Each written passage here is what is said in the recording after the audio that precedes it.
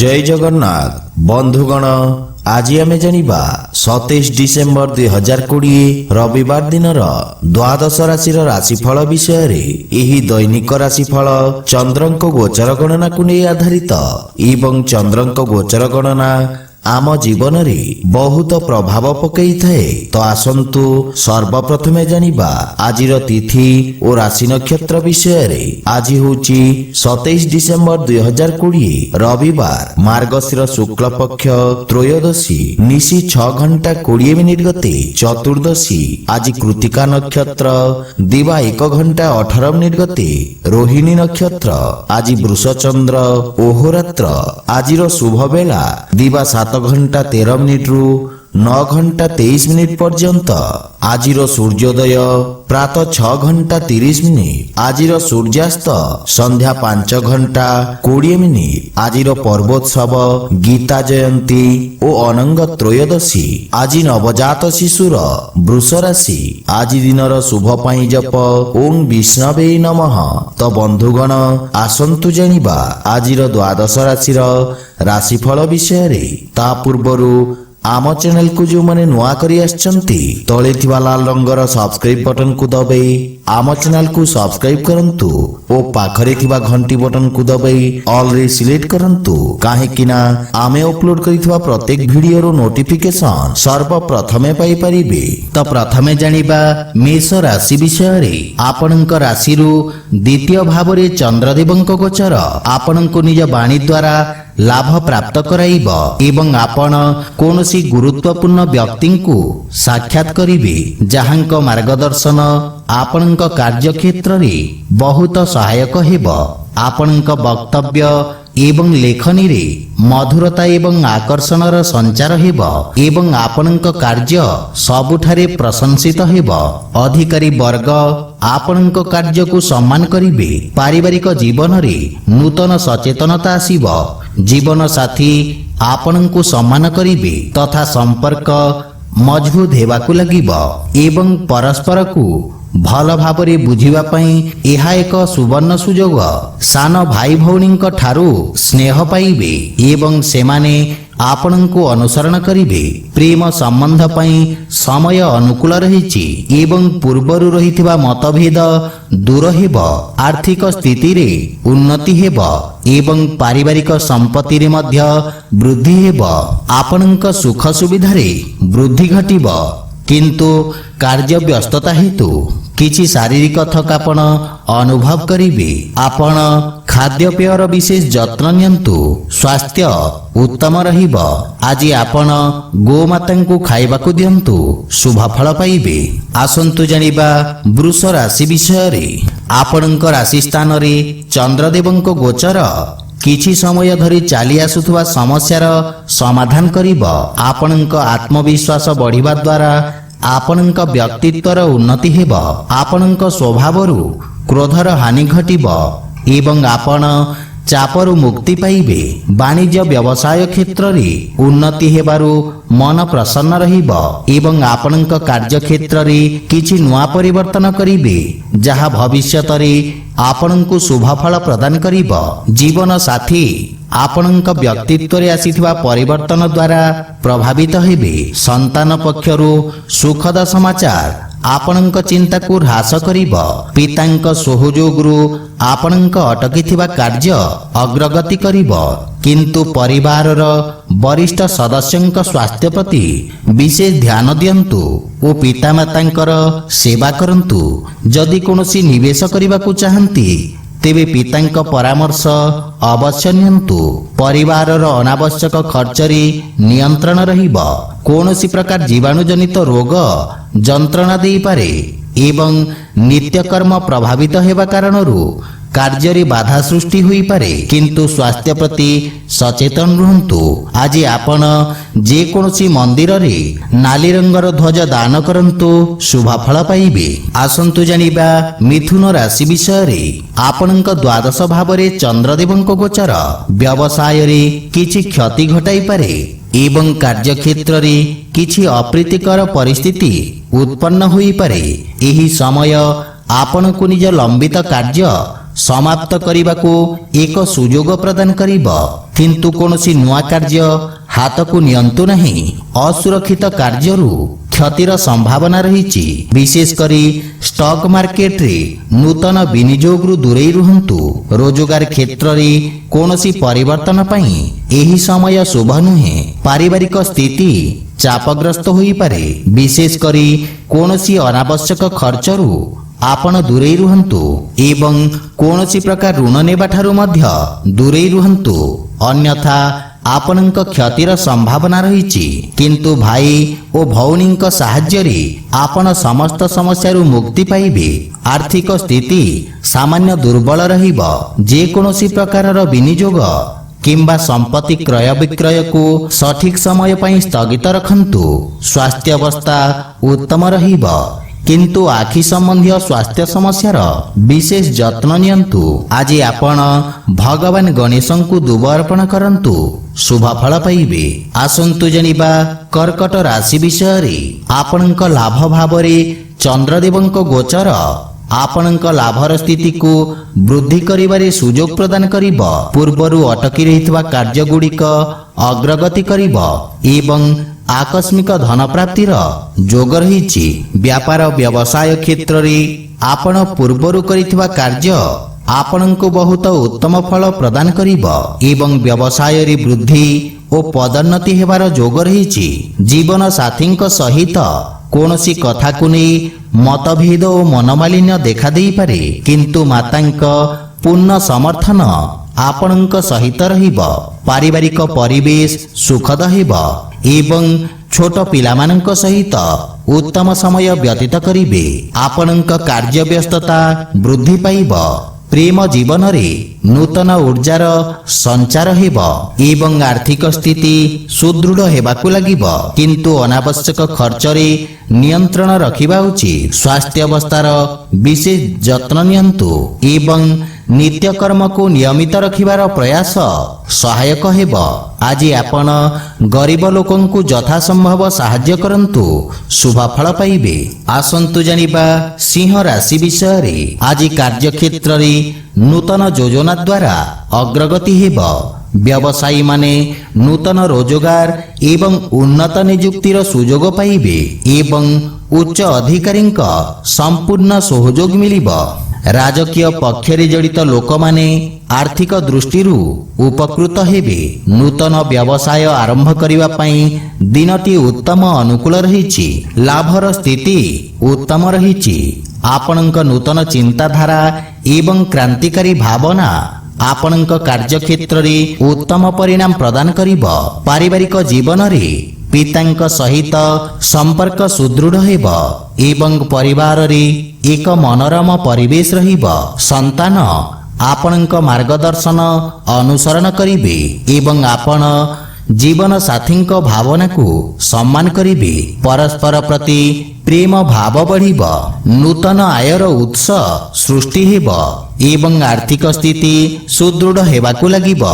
ସ୍ୱାସ୍ଥ୍ୟାବସ୍ଥା ଉତ୍ତମ ଅନୁକୂଳ ରହିଛି, କିନ୍ତୁ ଶ୍ୱାସ ସମ୍ବନ୍ଧିତ ରୋଗୀ ବିଶେଷ ସାବଧାନ ରହିବା ଉଚିତ ଏବଂ ଅନାବଶ୍ୟକ ଯାତ୍ରାରୁ ଆପଣ ଦୂରେଇ ରୁହନ୍ତୁ।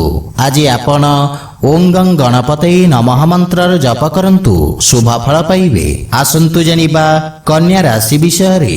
ଆପଣଙ୍କ ଭାଗ୍ୟ ଭାବରେ ଚନ୍ଦ୍ରଦେବଙ୍କ ଗୋଚର କିଛି ସମୟ ଧରି ଚାଲିଥିବା ଉତ୍ତେଜନାମୂଳକ ପରିସ୍ଥିତିରେ ଉନ୍ନତି ଆଣିବ ଏବଂ ଭାଗ୍ୟ ଆପଣଙ୍କ ସପକ୍ଷରେ ରହିବ। ସେୟାର ମାର୍କେଟ ଇତ୍ୟାଦି ଅସୁରକ୍ଷିତ କାର୍ଯ୍ୟରୁ ଆପଣ ଉପକୃତ ହେବେ। ଛାତ୍ରଛାତ୍ରୀମାନଙ୍କ ପାଇଁ ସମୟ ଉତ୍ତମ ଅନୁକୂଳ ରହିବ। ରୋଜଗାର ପାଇଁ ଚେଷ୍ଟା କରୁଥିବା ବ୍ୟକ୍ତି କିଛି ଉତ୍ତମ ଖବର ପାଇବେ। ପାରିବାରିକ ସମ୍ପର୍କରେ ରହିଥିବା ତିକ୍ତତା କମ୍ ହେବ ଏବଂ ଆପଣ ମାନସିକ ଚାପରୁ ମୁକ୍ତି ପାଇବେ। ପରିବାର ସଦସ୍ୟଙ୍କ ସହଯୋଗରୁ ଆପଣ ବ୍ୟବସାୟ କ୍ଷେତ୍ରରେ ମଧ୍ୟ ଆରାମ ପାଇବେ, କିନ୍ତୁ ମାତାଙ୍କ ସହିତ ସମ୍ପର୍କର ବିଶେଷ ଧ୍ୟାନ ରଖନ୍ତୁ। ସାନ ଭାଇ ଭଉଣୀଙ୍କ ସମର୍ଥନରୁ ଲାଭ ମିଳିବ। ସେୟାର ମାର୍କେଟ ଆଦିରୁ ଆକସ୍ମିକ ଲାଭର ଯୋଗ ରହିଛି। ଆର୍ଥିକ ସ୍ଥିତିରେ ସୁଧାର ଆସିବ ଏବଂ ସ୍ୱାସ୍ଥ୍ୟାବସ୍ଥା ମଜବୁତ ରହିବ। ଅସ୍ଥାୟୀ ରୋଗରୁ ମୁକ୍ତି ମିଳିବ। ଆଜି ଆପଣ ଭଗବାନ ଶିବଙ୍କ ପୂଜା କରିବା ଆପଣଙ୍କ ପାଇଁ ବିଶେଷ ଫଳପ୍ରଦ ହେବ। ଆସନ୍ତୁ ଜାଣିବା ତୁଳା ରାଶି ବିଷୟରେ। ଆପଣଙ୍କ ରାଶି ସ୍ଥାନରୁ ଅଷ୍ଟମ ଭାବରେ ଚନ୍ଦ୍ରଦେବଙ୍କ ଗୋଚର ହେତୁ ଆପଣଙ୍କୁ କାର୍ଯ୍ୟକ୍ଷେତ୍ରରେ କିଛି ସମସ୍ୟାର ସମ୍ମୁଖୀନ ହେବାକୁ ପଡ଼ିପାରେ, କିନ୍ତୁ ଆକସ୍ମିକ ଧନଲାଭର ଯୋଗ ରହିଛି। ସାମାଜିକ କାର୍ଯ୍ୟରେ ଆପଣଙ୍କ ଯୋଗଦାନ ଆପଣଙ୍କ ପ୍ରଭାବ କ୍ଷେତ୍ରକୁ ବୃଦ୍ଧି କରିବ। ଆପଣଙ୍କ ବିପରୀତ ପରିସ୍ଥିତିରେ କାର୍ଯ୍ୟ କରିବାର କ୍ଷମତା ଆପଣଙ୍କ ସହକର୍ମୀଙ୍କୁ ପ୍ରଭାବିତ କରିବ, କିନ୍ତୁ ପରିବାରରେ କୌଣସି ବ୍ୟକ୍ତିଙ୍କ ସହିତ ମତଭେଦ ହେବାର ସମ୍ଭାବନା ରହିଛି, କିନ୍ତୁ ଆପଣ ନିଜ ବାଣୀ କୌଶଳରେ ସମସ୍ତଙ୍କୁ ପ୍ରଭାବିତ କରିବେ। ଜୀବନ ସାଥୀଙ୍କ ସହିତ ସମ୍ପର୍କରେ ପ୍ରଗାଢ଼ତା ଆସିବ, କିନ୍ତୁ ପିତାଙ୍କ ସ୍ୱାସ୍ଥ୍ୟାବସ୍ଥାର ଯତ୍ନ ନିଅନ୍ତୁ। ପ୍ରେମ ସମ୍ପର୍କ ମାନସିକ ଶାନ୍ତି ଏବଂ ସୁଖ ସୃଷ୍ଟି କରିବ। ଆର୍ଥିକ ଲାଭ ହେବ ଏବଂ ଶୁଭ କାର୍ଯ୍ୟରେ କରାଯାଇଥିବା ନିବେଶ ଆପଣଙ୍କ ଲାଭର ସ୍ଥିତିକୁ ଦ୍ୱିଗୁଣିତ କରିବ।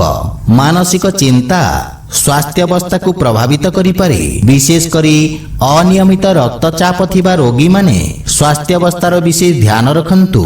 ଆଜି ଆପଣ ଅସହାୟ ଲୋକଙ୍କୁ ଯଥାସମ୍ଭବ ସାହାଯ୍ୟ କରନ୍ତୁ, ଶୁଭ ଫଳ ପାଇବେ। ଆସନ୍ତୁ ଜାଣିବା ବିଛା ରାଶି ବିଷୟରେ।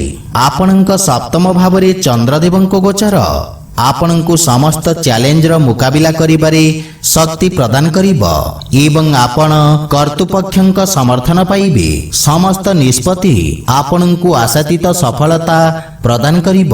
ଯଦି ଆପଣ ଭାଗିଦାରୀରେ କୌଣସି କାର୍ଯ୍ୟ ଆରମ୍ଭ କରିବାକୁ ଯୋଜନା କରୁଛନ୍ତି, ତେବେ ସମୟ ଶୁଭ ରହିଛି। ଛାତ୍ରଛାତ୍ରୀମାନେ କିଛି ନୂଆ ଶିଖିବାର ଅବସର ପାଇବେ।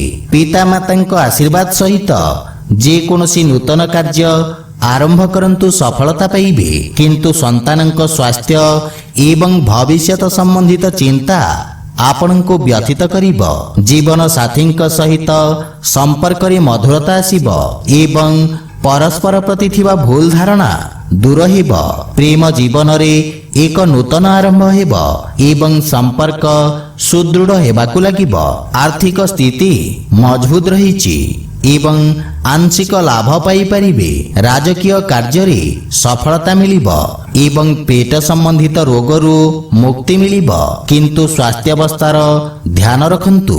ଆଜି ଆପଣ ପିତୃଲୋକଙ୍କୁ ତର୍ପଣ କରନ୍ତୁ, ଶୁଭ ଫଳ ପାଇବେ। ଆସନ୍ତୁ ଜାଣିବା ଧନୁ ରାଶି ବିଷୟରେ। ଆପଣଙ୍କ ରାଶି ସ୍ଥାନରୁ ଷଷ୍ଠ ଭାବରେ ଚନ୍ଦ୍ରଦେବଙ୍କ ଗୋଚର ଆପଣଙ୍କ ଖର୍ଚ୍ଚରେ ବୃଦ୍ଧି କରିବ। ଆପଣ ନିଜ ବୁଦ୍ଧି ଏବଂ କୌଶଳ ବଳରେ ନିଜ ସମସ୍ତ ଲକ୍ଷ୍ୟକୁ ହାସଲ କରିବାରେ ସକ୍ଷମ ହେବେ। ଆପଣଙ୍କ କିଛି ଗୁପ୍ତ ଶତ୍ରୁ ଆପଣଙ୍କ ଭାବମୂର୍ତ୍ତିକୁ ନଷ୍ଟ କରିବାକୁ ପ୍ରୟାସ କରିବେ। ଆପଣ ନୂତନ ଲୋକଙ୍କ ସହିତ ସାକ୍ଷାତ କରିବେ। କ୍ୟାରିୟରରେ ଉତ୍ତମ ଉନ୍ନତିର ଯୋଗ ରହିଛି ଏବଂ ଆପଣ ନୂତନ କାର୍ଯ୍ୟ କରିବାକୁ ଚେଷ୍ଟା କରିବେ। କାର୍ଯ୍ୟକ୍ଷେତ୍ରର ସ୍ଥିତିରେ ସୁଧାର ଆସିବ ଏବଂ ସହକର୍ମୀଙ୍କ ପରାମର୍ଶରୁ ଉପକୃତ ହେବେ।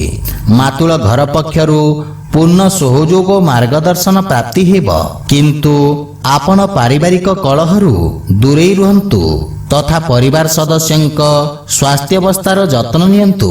ପ୍ରେମ ଜୀବନରେ ବାଣୀର କଠୋରତା ହେତୁ ସମ୍ପର୍କରେ ଫାଟ ସୃଷ୍ଟି ହୋଇପାରେ, ସେଥିପାଇଁ ଅନାବଶ୍ୟକ ବାଦ ବିବାଦ ଯୁକ୍ତିତର୍କରୁ ଦୂରେଇ ରୁହନ୍ତୁ।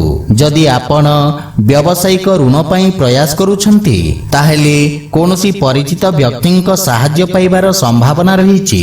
ସ୍ୱାସ୍ଥ୍ୟାବସ୍ଥାରେ ଗଣ୍ଠି ପୀଡ଼ା ଜନିତ ଯନ୍ତ୍ରଣା ଭୋଗୁଥିବା ରୋଗୀମାନେ ଉପକୃତ ହେବେ। ଆଜି ଆପଣ ବୃଦ୍ଧ ଲୋକଙ୍କୁ ସାହାଯ୍ୟ କରନ୍ତୁ, ଶୁଭ ଫଳ ପାଇବେ। ଆସନ୍ତୁ ଜାଣିବା ମକର ରାଶି ବିଷୟରେ। ଆପଣଙ୍କ ରାଶିରୁ ପଞ୍ଚମ ଭାବରେ ଚନ୍ଦ୍ରଦେବଙ୍କ ଗୋଚର ଆପଣଙ୍କ ସୃଜନଶୀଳ ଦକ୍ଷତା ବୃଦ୍ଧି କରିବ। କଳାକ୍ଷେତ୍ର ସହିତ ଜଡ଼ିତ ବ୍ୟକ୍ତି, ବିଶେଷ କରି ରଙ୍ଗମଞ୍ଚ ଏବଂ ଚଳଚ୍ଚିତ୍ର କ୍ଷେତ୍ରରେ ଜଡ଼ିତ ବ୍ୟକ୍ତି ନୂତନ ସୁଯୋଗ ପାଇବେ। ବ୍ୟବସାୟରେ ଅଂଶୀଦାରମାନଙ୍କ ଦ୍ୱାରା ଲାଭର ସ୍ଥିତି ବୃଦ୍ଧି ପାଇବ। ବିଦ୍ୟାର୍ଥୀ ଛାତ୍ରଛାତ୍ରୀମାନଙ୍କ ପାଇଁ ସମୟ ଅତ୍ୟନ୍ତ ଶୁଭ ରହିଛି ଏବଂ ଆପଣ ନିଜର ସମସ୍ତ ଲକ୍ଷ୍ୟ ପୂରଣ କରି ପିତାମାତା ଓ ଗୁରୁଜନଙ୍କୁ ଗୌରବାନ୍ୱିତ କରିବେ। ପାରିବାରିକ ପରିବେଶରେ ଶାନ୍ତି ସୌହାର୍ଦ୍ଦ୍ୟ ଲାଗି ରହିବ। ଯଦି ମାତାଙ୍କ ସହିତ କୌଣସି ବିବାଦ ଥାଏ ତାହା ଦୂର ହେବ। ସନ୍ତାନ ପକ୍ଷର ଉନ୍ନତିରୁ ଆପଣ ବିଶେଷ ଆନନ୍ଦ ପ୍ରାପ୍ତ କରିବେ ଏବଂ ସନ୍ତାନ ଆପଣଙ୍କ ଆଜ୍ଞାର ଅନୁପାଳନ କରିବେ। ଭାଇମାନଙ୍କ ସାହାଯ୍ୟରେ ଆପଣଙ୍କ ସମସ୍ତ କାର୍ଯ୍ୟ ସଫଳ ହେବ। ଆର୍ଥିକ ସ୍ଥିତି ମଧ୍ୟମ ରହିବ ଏବଂ ଆଶାତୀତ ଲାଭ ପାଇବା ପାଇଁ ବ୍ୟବସାୟରେ ଅଧିକ ପ୍ରୟାସ କରିବାର ଆବଶ୍ୟକତା ରହିଛି। ସ୍ୱାସ୍ଥ୍ୟାବସ୍ଥାରେ ଉନ୍ନତି ହେବ, କିନ୍ତୁ ଅତ୍ୟଧିକ ଧାଁ ଦୌଡ଼ା କାର୍ଯ୍ୟ ବ୍ୟସ୍ତତା କାରଣରୁ ଥକାପଣ ଅନୁଭବ କରିବେ। ଆଜି ଆପଣ ବଜରଙ୍ଗ ବାଣ ପାଠ କରନ୍ତୁ, ଶୁଭ ଫଳ ପାଇବେ। ଆସନ୍ତୁ ଜାଣିବା କୁମ୍ଭ ରାଶି ବିଷୟରେ। ଏହି ସମୟ ଆପଣଙ୍କ ପାଇଁ କିଛି ମାନସିକ ଅଶାନ୍ତି ପ୍ରଦାନ କରିବ। ଆପଣ ବାଣିଜ୍ୟ ଓ ବ୍ୟବସାୟର ଭବିଷ୍ୟତ ବିଷୟରେ ଚିନ୍ତିତ ରହିବେ।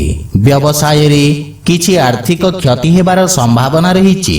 ମାନସିକ ଚାପ ଆପଣଙ୍କ ବାଣୀରେ କଠୋରତା ସୃଷ୍ଟି କରିପାରେ, ଯାହା ଆପଣଙ୍କ ବୃତ୍ତିଗତ କ୍ଷେତ୍ର ପାଇଁ କ୍ଷତିକାରକ ହୋଇପାରେ। ସହକର୍ମୀଙ୍କ ସହିତ ନିଜ ବ୍ୟବହାରର ବିଶେଷ ଧ୍ୟାନ ରଖନ୍ତୁ, ଅନ୍ୟଥା ଆପଣଙ୍କ ଭାବମୂର୍ତ୍ତି କ୍ଷତିଗ୍ରସ୍ତ ହୋଇପାରେ। ମାତାଙ୍କ ସହିତ କିଛି ବାଦ ବିବାଦର ସମ୍ଭାବନା ରହିଛି। ଆପଣଙ୍କ ବାଣୀ ଏବଂ କ୍ରୋଧକୁ ନିୟନ୍ତ୍ରଣ ରଖନ୍ତୁ ଏବଂ ଶାନ୍ତ ମନ ସହିତ ସମସ୍ୟାର ସମାଧାନ କରିବାକୁ ପ୍ରୟାସ କରିବା ସଫଳ ହେବ। ପିତାଙ୍କ ମାର୍ଗଦର୍ଶନ ଏବଂ ସମର୍ଥନ ଆପଣଙ୍କ ପାଖରେ ଲାଗି ରହିବ।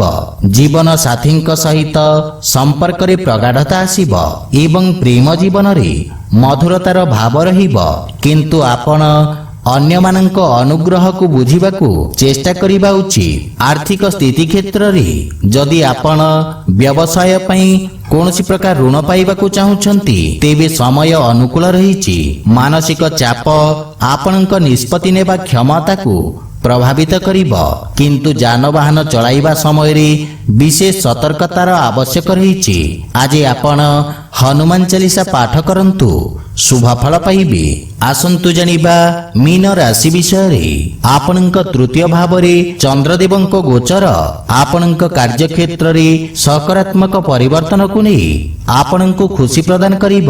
ଆପଣଙ୍କ ରାଜନୈତିକ ବର୍ଚସ୍ୱରେ ବୃଦ୍ଧି ହେବ ଏବଂ ଆପଣ ହାତରେ ଥିବା ସମସ୍ତ କାର୍ଯ୍ୟକୁ ଦକ୍ଷତାର ସହିତ ସମ୍ପନ୍ନ କରିବେ। ବ୍ୟବସାୟୀ ବର୍ଗଙ୍କ ପାଇଁ ଏହି ସମୟ ନୂତନ ଯୋଜନାକୁ କ୍ରିୟାନ୍ୱିତ କରିବା ପାଇଁ ଉତ୍ତମ ସମୟ। ଆପଣ ନିଜ କାର୍ଯ୍ୟକ୍ଷେତ୍ରକୁ ସଫଳତାର ସହିତ ବିସ୍ତାର କରିବେ। ପରିବାରର ସୁଖ ଏବଂ ସମୃଦ୍ଧତା ପାଇଁ ଖର୍ଚ୍ଚ କରିବେ।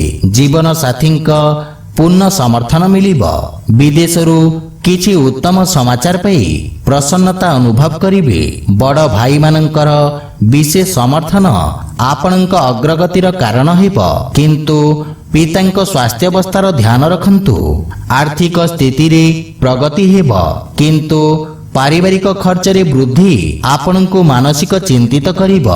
ସ୍ୱାସ୍ଥ୍ୟାବସ୍ଥାରେ ଉନ୍ନତି ହେବ, କିନ୍ତୁ ସ୍ୱାସ୍ଥ୍ୟାବସ୍ଥାରେ ସତର୍କତା ବଜାୟ ରଖନ୍ତୁ।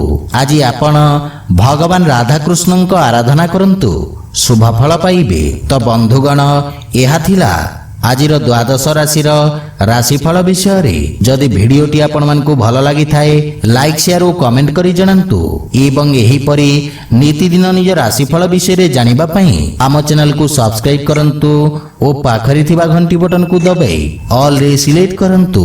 ଜୟ ଜଗନ୍ନାଥ।